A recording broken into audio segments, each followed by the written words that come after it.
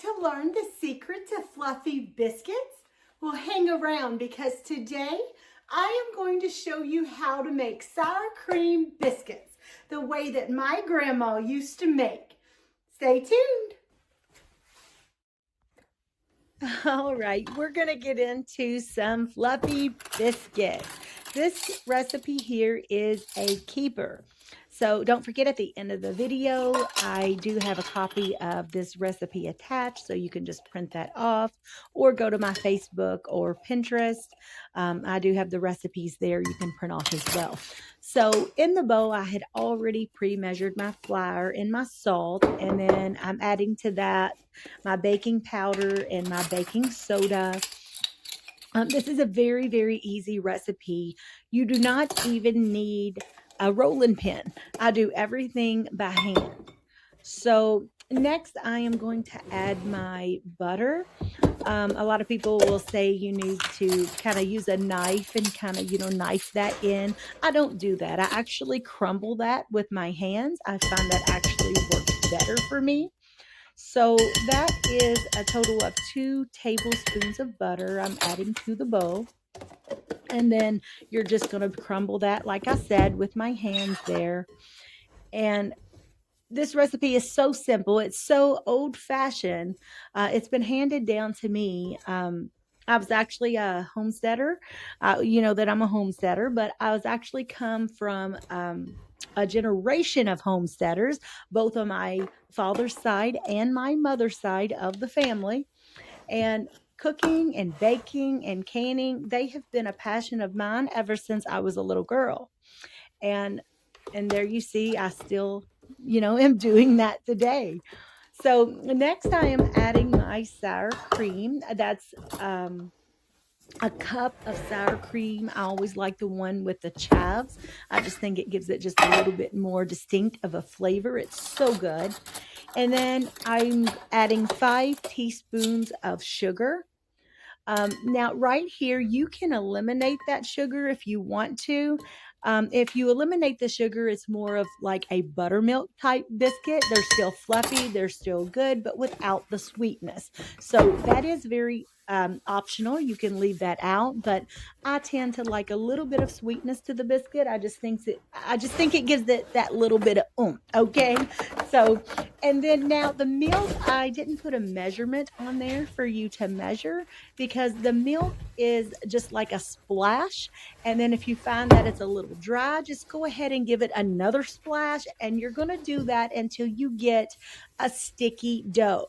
The dough, I do not make it completely dry yet. I like to finish that off on the counter by adding a little flour to the dough. So while it's still just a little bit sticky, go ahead and spread that out onto a hard surface. I just use my counter. You can use a cutting board, whatever. I normally just use the counter and clean it off later. And then you just sprinkle on a little bit of flour and get that to where it's pretty much not so sticky, like sticking to your hands. And then instead of a rolling pin, you are just literally going to pat that out to about a 1/2 inch thickness. And that's perfect. It normally makes the biscuits come out so scrumptious, so fluffy. They rise perfectly. And then if you guys do not have one of those old time cutters, I'm telling you, you need one. The new ones do not compare. That thing there is my best friend. You can normally find them like eBay or look on Marketplace, but you can find people getting rid of those all of the time. So if you don't have one, I suggest pick one up because they're really nice to have and it gives you that old time feel. And then here I am while the biscuits are baking. This is what I do in my free time. I don't know what it is you guys do in your free time, but this is me. Y'all want the real me? Here you go. That's exactly what you're going to get. No, seriously, in between time, you need to clean up your mess. That's what I normally do, is try to clean up the mess.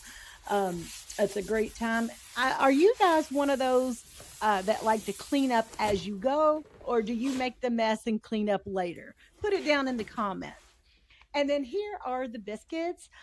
They are golden brown, perfect, buttery, hot, delicious. And here I am, so happy that they turned out well. My husband is going to be so happy when he gets home. And that makes me happy. When the hubby is happy and fed, the wife is happy. So here is a copy of the recipe. You guys want to go ahead and print that out. And like I said, you can find that on my other social media accounts. Okay, I just wanted to take a moment. If you'll look on screen there, you'll see my sweet little cartoon gal, Sugar Pie Nellie. She's the heart of my recipes, my handwritten bundles, all those cozy country kitchen ideas you see around here. She's a little bit of old time charm and a whole lot of country sweetness. But on the other side, right there, well, that's the real me. I'm the hands behind the dough, the flyer on the apron, and the mama behind the camera. I realized something. So many of you love Sugar Pie Nellie, and I'm so thankful for that. But I don't want you to just see the illustration cartoon me. I want you to get to know the real me throughout these videos as well. So if you'll take a look on screen, you'll see some of our daily life. This was our first little Nigerian dwarf. Her name is Patty Cake. She was a bottle fed baby, would follow me all over the farm. And then this right here, my daughter has a love for quilting. She did this at a very young age. My mother in law actually taught her how to quilt. This was our first Jersey cow. I remember the neighbors got them a new cow and they were getting rid of her. So we literally opened the fence and walked her through, and she became our dairy cow. She was a very, very sweet cow. Um, I remember I'd head out the door, and as soon as that door would open, that cow would race me to the barn to get up in her stand so she could be milked. She was very, very highly intelligent. So this is my oldest son. Unfortunately, he is no longer with us. He passed away at the age of 18. That's a long, hard story that I will share and with you another time, another day. I wanted to keep this video more upbeat, and it's all about sour cream biscuits and things like that. So if you've ever lost a child, yeah, the heartache that can go with that. So um, yeah, we'll share that some other time, maybe in a testimony. Um, but anyways, what is a farm without chickens? Of course, we've always had chickens. That's one of our very first livestock animals that we had.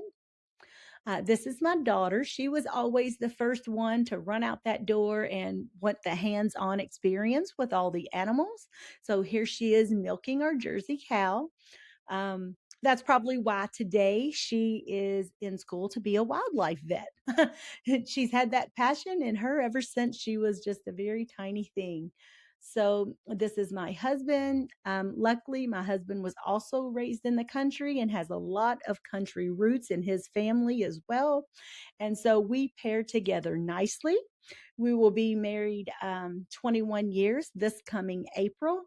And it seems like yesterday, y'all. I'm still so madly in love with my husband. It seems like yesterday we were married. So this is our Yaya. His name is actually Thomas, but I call him Yaya because everybody has a little pet name for their pets, whether you want to admit it or not. You baby talk your animals, and you do. So, anyways, he is going on around 14 years of age. It doesn't even seem that long. So, guys, if you love simple country cooking and real homestead life, I'd love to have you subscribe and follow along. I do appreciate each and every one of my followers, and I really do take to heart these videos and teaching homesteading and cooking and canning and all that good stuff that comes with that. So I really appreciate you tuning in for today. Like, subscribe, share the video, and go ahead and leave me some comments. I love to see your feedback as well. God bless.